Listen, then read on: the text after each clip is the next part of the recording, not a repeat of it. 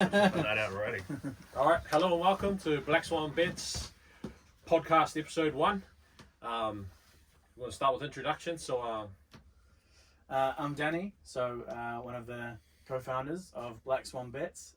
My betting style is I like to find like long-term or long odds bets that I think have a good edge and just trust that over time it'll all add up to a nice profit. So, lots of exotic stuff, lots of finding stuff that I guess most people aren't looking at, but then when they hit, they hit well. beautiful. Dangerous man, this guy over here. My name's Travis. I'm also one of the co-founders of BSB. My betting style is somewhat similar. I'm probably a little bit more looser, I'd say, in terms of what I look for. But looking for long-term profits, big odds, big returns, pretty much. My name's T. You can see me on these YouTube videos. I like to bet and collect. That's what I like to do. It's good. All right, cool. So we're going to go over our best collects of the week. We call this nothing but the hits. All right. What you got? Yeah, so last week our best bet was West Ham at 382 to beat Wolves, and we had a nice juicy little bit over 5,000 on that paid 20,000. So it was the biggest collect of the EPL season so far, and yeah, it was great. It was great waking up to that. Waking up rich. Beautiful. Money. All right. What you got, Travis? Oh, well, mine was the same as yours essentially. So just the same game multi with Kansas City, Macaulay Hardman and KC over 20. Yours was a little bit different than mine, wasn't it? Yeah, I hit the KC Kansas City Chiefs over 25.5. I just found that was great value, way over the Super Bowl champs, right? So if you can find them paying $2.40, that's a great play. So It was a really good pass by Mahomes to get that TD to Hardman. yeah, so that was about a 3K collect. So happy with that. All right, so what's coming up? Game 3 predictions. What do you got, Danny? I anytime in NBA finals, I'm almost always going to lean to the plus. So I like the Heat at the plus. Probably not enough to bet it, but it's starting to look like maybe a head-to-head bet could be really good value. Even short-handed, the Heat, they have some great coaching, they have great defense, they have shot makers, and so I just don't think the gap is as big as what people think it is. And I think the coaching advantage is massive. So I like the Heat at the plus. So it's cover 7.5. Yeah, I think they definitely can fade that, and I think it's starting to even look like head-to-heads could be getting value at, if you're getting over $4, it's definitely value. All right, what you got, Travis? I've got them covering the line as well. It's game 4, by the way, boys. It's not game 3. Oh, God, good. If we could bet on game 3, I'd be betting on it again. I think, just like Danny was saying, even going into this series, I thought the Heat bench had an advantage. So even with a couple of the bench guys coming into the starting 5, guys like Olenek, etc., can really... There's not much defense getting played in these games at the moment. There is for little periods, but guys like Olenek, who usually are exposed on defense, not necessarily getting exposed at the moment, and he's doing good things on the court. So even if Bam doesn't come back, I like them at the line. If Bam does come back, I think that head-to-head's rather juicy. I think they can probably win anyway. I know where my money will be going. Should we dance? I'm going to buck the trend, all right? I like the Lakers. I don't like them at $1.30 head-to-head. I won't be betting on that, but I think they can cover 7.5, honestly, with LeBron James, noted NBA Finals performer. Anthony Davis had a bit of an off game, but the refs ripped him off, in my opinion. The totals, over-under, I'm not too sure, actually. What do you guys think? What's the line? 218.5. Yeah, it seems like a lot of points. The Lakers play so fast. So it is quite easy to go over, but there's so many things in this game that can make it go under. If they play great defense, if they lock in, then it's an under. If the Lakers offense reverts to how it was during the season, where the half-court offense was almost league worst, it reverts back. If Rondo doesn't keep shooting the lights out and playing so great, it's easily you could see an under. So I think I like the under. I think there's just more ways that if something happens, it could just go under quite comfortably. Again, I'm probably not going to bet that, but gun to the head, under. Under. All right, Travis, what you going? I've been burnt by the unders lately, so purely out of spite, I'll probably be going overs. I think guys are getting tired. I think there'll be a lack of defense. Even though it is a final series that you need to play hard D, I think they're going to keep scoring points. My reasoning for unders last game was Miami would struggle to find buckets, but then Jimmy lived up to his name. So if he does that again and gets a little bit more help, Hero shoots a little bit better than he did last game. I think the overs will. You think the overs wins the day? Yeah. All right. I'm going to stick with overs as well, just purely for the fact that Olenek's out there playing like 30 minutes a game, and I reckon I could give him a few buckets. He's good for an extra 10 to 15 in the game for AD. All right. Other events we're looking forward to this week. Where we at, guys? What you got for us, Travis? AFL qualifying finals. So a couple of big games. I know I said last game I wouldn't bet on St Kilda because they're my team, but I did. This time around I probably won't. They're going to probably get done this week, I'd say, by Richmond with a few guys out. Richmond over St Kilda. What kind of price are we looking for? Look, they'll be too short. If anything, St Kilda's going to be the value, but I just don't. With Ryder, who was basically best on ground last game, not playing, I think Richmond will probably be there, but I probably wouldn't go to bet. I haven't seen the line yet, but I probably would go no bet on that. The other game, which goes into my best low odds play of the week, is Cats versus Pies. Pies $2.15. I think that's extremely good odds against a team they generally play pretty well against. That's going off the top of my head, but they did.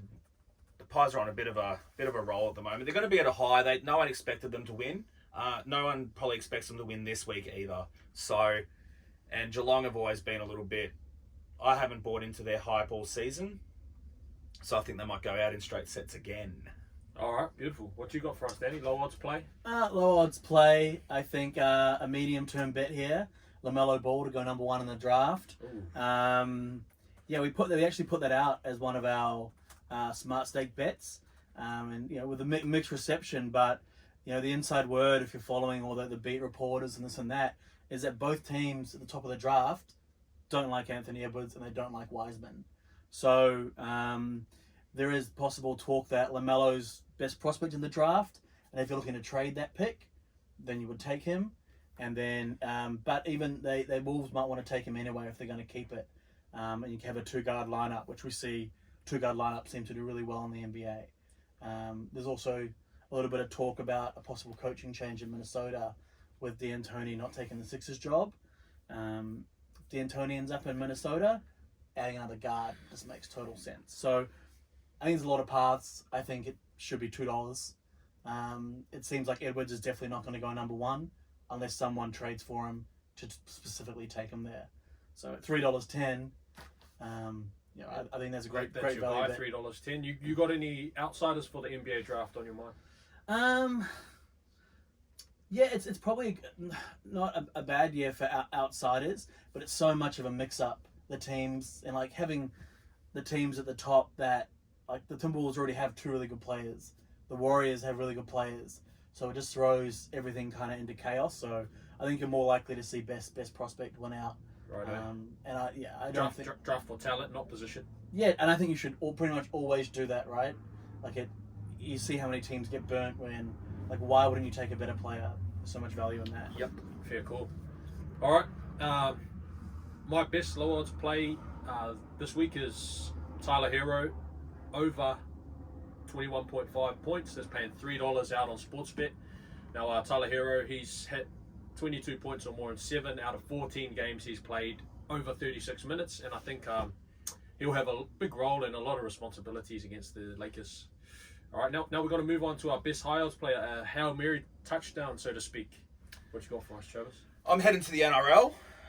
I think Roosters versus Raiders will be an extremely close game. So close that I think that it may be sorted in extra time. So I'm going $15 on Sportsbet for it to go to Golden Point. Ooh, okay, nice. If I had to lean towards a winner in that a Golden Point and you want to make the odds even more juicy, I'd probably go Raiders into Golden Point. I think Ladbrokes has a market for that. So yeah, that's my big juicy bet for the week. I'll be hoping for a close one. What you got for us, Danny? I'm going to head over to Sportsbet for the Game 4 of the NBA Finals and Duncan Robinson 3-point market, something that we've kind of fed on lately for both overs and unders, but I like the under 0.5. So Robinson to make no threes. It's currently at $26. We've seen this bet close anywhere from 21 to like 46. But it happens. It's happened twice in the playoffs. Yep. It happened in the regular season 4 times. And there's multiple paths. He could get in foul trouble, which he does. He could get played off the court defensively, which he does. And then he could just have a bad shooting night, which has only happened a couple of times. But normally it's because he gets played off the court. But we do see games where he plays 30 minutes or 28 minutes, which is his normal kind of thing, and doesn't get it. So massive value. I think the odds should be like $15. Yeah. So taking the 26 and hoping we can cash that one again, like we have already a couple of times. Correct. But like, we love this bloke Duncan Robinson. If you don't know, like, how much has he collected for us, fellas? What do you reckon? And on the overs. Overs or unders. Like, the guy can hit 5 or he can hit 0. Yeah. Or he can hit 7. Yeah. So it's got to be in the thousands, right? Like, easy. It's majorly on. All right. My high odds play. We're going back to Danny Green to be the first basket scorer of Game 4 for the Lakers. That's paying $17 out on Ladbrokes. He shoots the first basket for the Lakers about 10% of games. So fairly good value play as well. All right.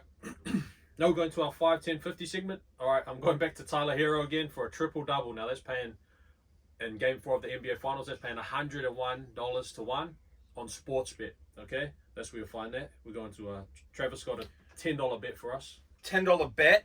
I'm not a big fan, but LeBron James, I'm a fan of the bet. I'm not a fan of LeBron. Right.